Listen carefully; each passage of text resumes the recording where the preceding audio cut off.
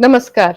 I am grateful to all of you who have joined today to commemorate the 80th anniversary of the Quit India movement, which was an important milestone and a landmark in India's struggle for freedom and was the last and undoubtedly the sharpest struggle for freedom ever waged against the British rule in India. I thank the Indian Mission and the Indian Council for Cultural Relations for hosting this talk during the commemoration of the 75th anniversary of India's independence. In 1942, the Quit India movement was launched in Bombay by Mahatma Gandhi on 8th August, which demanded an end to the British rule in India. Gandhiji made a call to do or die in his Quit India speech, which he delivered at the Gavalia Tank ground on that day. The Quit India movement surpassed all the earlier movements, including the Great Revolt of 1857, in dimensions and intensity. People from all the provinces of India took part in it. The upsurge of masses and their readiness to sacrifice everything for the emancipation of the motherland showed their grim determination to throw off the foreign oppression. It was a civil disobedience movement launched because of Mahatma Gandhi's call for satyagraha. Since 1936, he had been in his Sevagram ashram in Maharashtra, leading a life of voluntary poverty and bread labor, and was involved in mobilizing and training Indians to dedicate themselves for the constructive programs for establishing justice and dignity for the poor people living in the villages of India.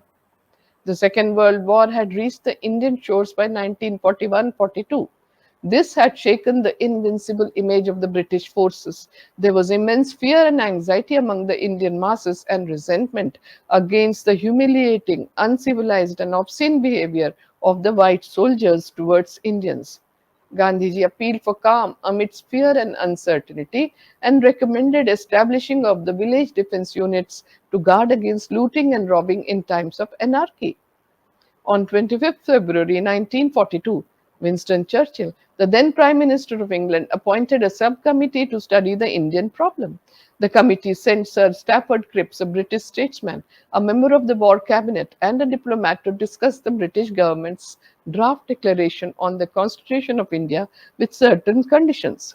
It said that India should be made a republic with the condition that she will join the Commonwealth as a dominion associated with the United Kingdom. Cripps wanted to hold discussions with the representative Indian leaders from all parties about this proposal. He came to India with a personal prestige, goodwill, and authority on 22nd March 1942 and began his work on the same day. He met most of the Indian leaders except Mahatma Gandhi. The British Viceroy Lord Linlithgow advised him to talk to Mahatma Gandhi if he wanted to succeed in his mission. They requested Mahatma Gandhi to come to Delhi from the Sevagram ashram.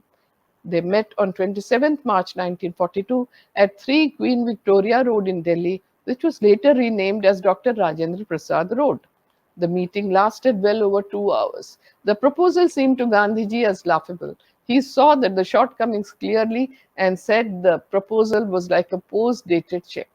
Later, Cripps reported about Gandhiji's remarks in these words, and I quote, he said he thought it would have been better if I had not come to India with a cut and dried scheme to impose upon Indians. Unquote. Cripps continued having dialogues with other leaders but did not meet Gandhiji again. Most of the political parties and the groups of that time rejected the proposal later. Cripps' mission was a failure subsequently, and he blamed the Congress and Gandhiji for the failure of his mission, which was not true. Cripps had left India on 12th April for England. Gandhiji feared that the country would despair at this failure. The sense of fear produced by the war, the anger at the racist behavior of the White Army, and the political failure would combine to make Indian hearts sadder. It would need a great act to uplift the country from the despair, anger, and fear that enveloped it. With a deep prayer, Gandhiji searched his conscience to guide him towards this act. In April 1942, Gandhiji placed a draft resolution proposing that the British should withdraw from India for the sake of their own safety, for the security of India, and for the cause of the world peace. He said that in the event of the Japanese aggression, the Indian people would offer non-violent non-cooperation to the aggressors. After some amendments by Dr. Rajendra Prasad, who later became the first president of independent India, The resolution was passed. In June 1942, the American journalist Louis Fisher came to the Sevagram ashram. Fisher wanted to know how Gandhiji planned to carry out the civil disobedience movement. Gandhiji clarified that the demand that the British should withdraw from India was made only after Cripps returned to England. Cripp's visit to India had raised the hopes of the Indians, and the British government had also contributed to raise people's expectations. When the Cripps mission failed, all this hope turned to dust. The concern before Gandhiji was to place a strategy of the program that could fill the void and unrest and arrest the spread of despondency and melancholy in the country. He had realized that the British presence in India was the real obstacle to the resolution of the Indian problems. Gandhiji's philosophy was based on the principles of truth and nonviolence. His dream was rooted in an immense and inexhaustible faith in the people of India. He had the confidence that the ordinary people of India were capable of offering immense sacrifice for the freedom of the country.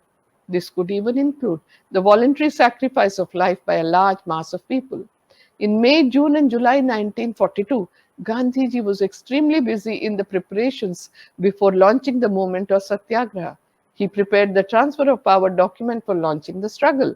His women associates and disciples such as Meera Bhan, Khurshid Bhan Naoroji, Mridula Sarabhai, Rajkumari Amrit and others were sent on the tour of different provinces to prepare the public for participating in the movement.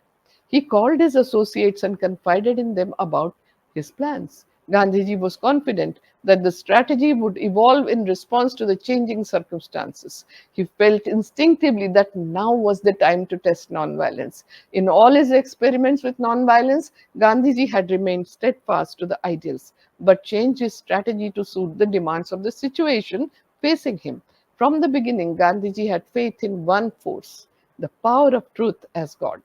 The British government had made full preparation to suppress the movement even before it was launched. They even planned to fly Gandhiji and some other leaders to Aden or Uganda, but it was given up in view of Gandhiji's health and opposition of the Indian members of the Viceroy's Executive Council, and it was decided instead to detain Gandhiji in Pune in Maharashtra. The main emphasis in the Quit India resolution was that non-violence is the basis of the movement. It also said that ending the foreign rule is our aim, subject to inexorable condition of non-violence. There was no mention of any type of sabotage and violence, and they directed the movement to follow the traditional practice of satyagraha. The British government was prepared in every respect 4 days before the leaders met in Bombay in the first week of August 1942 for the session.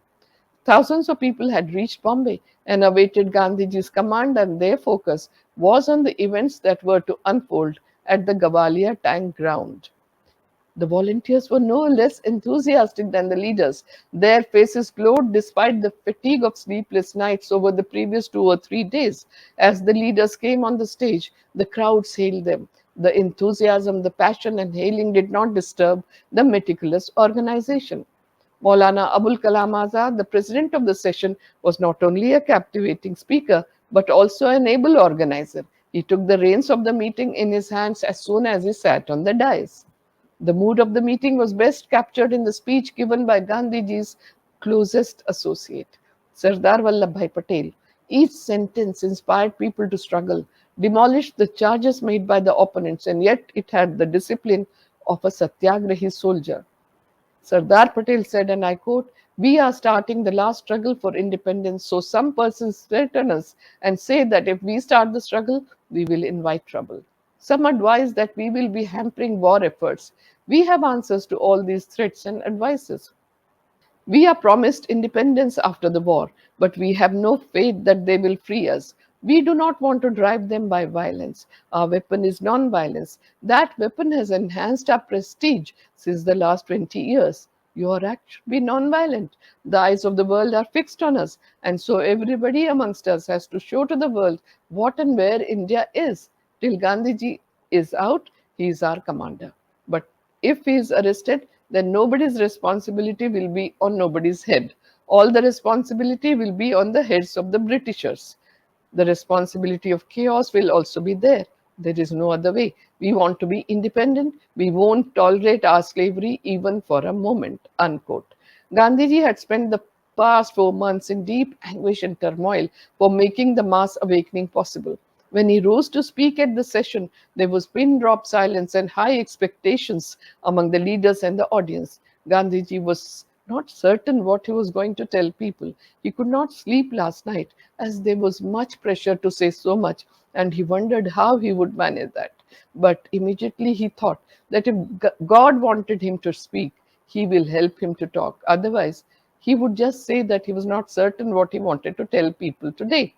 But God helped Gandhiji to speak up.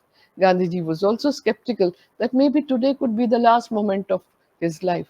But again, he thought that if God plans to get this task done by him, he will give him strength. And God gave him just that. Gandhiji addressed the sessions thrice. He opened his heart on August 8, 1942. Delegates listened attentively to his 2.25 hour long speech. Gandhiji bared his soul before the enduring and enthusiastic audience. He said, and I quote some excerpts from the long speech: "You may take it from me that it is a matter of life and death. We must unite without the slightest mental reservation on the part of either community in the effort to be free from the shackles of this empire. I, therefore, want freedom immediately, this very night, before dawn, if it can be had. I have traveled all over India, as perhaps nobody in the present age has. The voiceless millions of the land saw in me their friend and representative, and I identified myself with them to an extent it was possible for a human being to do. I saw trust in their eyes, which I now want to turn to a good account in fighting this empire upheld on untruth and violence. However gigantic the preparation that the empire has made, we must get out of its clutches. Every one of you, from this moment onwards, consider yourself a free man or woman and act as if you are free and no longer under the heel of this imperialism. It is not a make believe that I am suggesting to you, it is the very essence of freedom. The bond of the slave is snapped the moment he considers himself to be a free being. Here is a mantra, a short one that I give you. You may imprint it on your hearts and let every breath of yours give expression to it. The mantra is do or die. We shall either free India or die in the attempt. Keep jails out of your consideration. If the government keeps me free, I will spare you the trouble of filling the jails. I will not put on the government the strain of maintaining a large number of prisoners at a time when it is in trouble. Let every man and woman live every moment of his or her life hereafter in the consciousness that he or she lives for achieving freedom and will die if need be to attain that goal. Take a pledge with God and your conscience as witness. You will no longer rest till freedom is achieved and will be prepared to lay down your lives in the attempt to achieve it. He who loses his life will gain it. He who seeks to save it will lose it. Freedom is not for the coward or the faint hearted. Unquote. Gandhiji made specific appeals to the press, the princes, the government servants, and the students. He spoke directly to the foreign press assembled at the venue and said, and I quote, through you, I wish to say to the world that United Nations who say they have a need for India have the opportunity now to declare India free and prove their bona fides. If they miss it, they will be missing an opportunity of their lifetime, and history will record that they did not discharge their obligation to India in time and lost the battle. I want the blessings of the whole world so that I may succeed with them. Unquote. After the speech, the streets of Bombay were agog with rumors that Gandhiji and other leaders would be arrested. In the early morning of 9th August at 4 a.m., Gandhiji was arrested along with his secretary Mahadev Desai and his British disciple Miss Madeline Slade, known as Meera Behan. Sardar Patel was arrested earlier at night for his turn speech. Gandhiji's wife, Kasturba Gandhi, and another of his secretaries, Pyarelal Nair, were given a chance. They could accompany Gandhiji if they so desired, albeit as prisoners. Otherwise, they were not to be detained. It was a difficult problem for Kasturba Gandhi. Should she accept imprisonment or stay out to carry on Gandhiji's work? She sought Gandhiji's counsel, and Gandhiji said, and I quote, if you ask me what I would like you to do, then I would like that you address the Shivaji Park meeting in Bombay on my behalf and get arrested on your own right. But I would not prevent you from coming with me. It is possible that they may not keep you with me after your arrest. You should decide considering all this. Unquote. Kasturba Gandhi's predicament was severe. But she arrived on the great decision in a fraction of a moment. She spoke in a grave voice and said, and I quote, "If you ask me what I would like to do, it would be to stay with you. But more than that, I would like to fulfill your desire. I will stay back." On 9th August, as Kasturba Gandhi stepped out to address the meeting at Shivaji Park, she was arrested. Gandhiji's arrest marked the launch of the movement spontaneously. The government's response to the movement was quick. Almost all the leaders were imprisoned without trial within few hours of Gandhiji's speech. Many of the imprisoned stayed during the war in the prisons with no contacts from outside world. The city plunged into general strikes, processions, demonstrations, charkha spinning, picketing against shops of foreign clothes and liquor, flag salutation ceremonies, political meetings, and the outburst of popular unrest. After the arrest of numerous leaders, people took over the command of the movement. Quit India movement demonstrated tenacity and bravery, defiance and determination, forgiveness and perseverance of people. Famous leaders and little known or unknown men and women played a major role. They created history with their passion for the motherland and the drive for freedom. Gandhiji's leadership was charismatic and people's participation was astounding. Although they had their moments of despair and desolation, they surpassed the obstacles of violent outbursts and repression by the British. Together, they opened uncharted avenues to reach the destination of independence. An aspect of the Quit India movement that is rarely spoken about is the way it encouraged Indian women to come out of the thresholds of their homes and raise their voice against the British rule. Women were active throughout the movement. As most of the leaders and men were behind bars, women took to the streets, raising slogans, holding public lectures, organizing processions, distributing bulletins and other nationalist leaflets, holding demonstrations, continuing to spin, teaching Hindustani and bringing Gandhiji's message in the precincts of homes. The women of India at large were endowed with a new spirit on the call of Mahatma's do or die. There are a few women whose contribution history can never forget, like Usha Mehta of Bombay, who kept up the struggle through the underground radio, passionately propagating the messages of freedom and disseminating information about the struggle against the coercive rule of the British government. Aruna Asaf Ali unfurled the national flag at the flag hoisting ceremony at the Gavalia Tank Ground on August 9th, 1942. Sucheta Kriplani established contacts with groups still active throughout India and encouraged them to continue non-violent activities. Dr. Sushila Nair was imprisoned with Kasturba Gandhi, Mahatma Gandhi, and Mahadev Desai in Aga Khan Palace jail in 1942. Rajkumari Amrit Kaur led processions day after day and faced the police brutality 15 times and was arrested subsequently. Matangini Hazra from Midnapur district, West Bengal, led 6,000 supporters holding the tricolour flag high to capture the Tamluk police station until she was shot dead by the British Indian police in front of the Tamluk police station on 29 September 1942. Students from various institutions and colleges were active during the movement. The government took recourse to arrest and firing, leading to further chaos and disorder. Unrest spread to the interiors of the Bombay Presidency, like in the other provinces. The police and the British Army in India led a violent crackdown, arresting over 1 million people. The total civilian deaths after the Quit India protest, however, were close to thousands. The underground press contributed to getting Mahatma Gandhi's mantra out to the masses. Do or Die became the unifying rallying cry for the civil disobedience campaign that spread across the subcontinent and lasted from August 1942 to September 1944. The traditional Indian attitude of passivity somehow vanished. This was truly something great accomplished by Gandhiji. Perhaps he himself was not aware of the forces he was unleashing. The greatest impact Gandhiji made was in making the Indians shed their innate fear. He restored to the Indians the erect posture and made them look any foreigner in the face. He made people shed the fear of heavy sticks, the prison, even the bullets. This was no mean achievement, and since it was done, it could not delay the freedom much longer. The Indian by 1930 had, so to say, found his soul. This came to be carried on a little further in the Quit India movement. What is remarkable is the fact that Gandhiji had faith in people's power right from the beginning of his struggle, a faith that rarely found an echo in the government or in the minds of the leaders and intellectuals of India.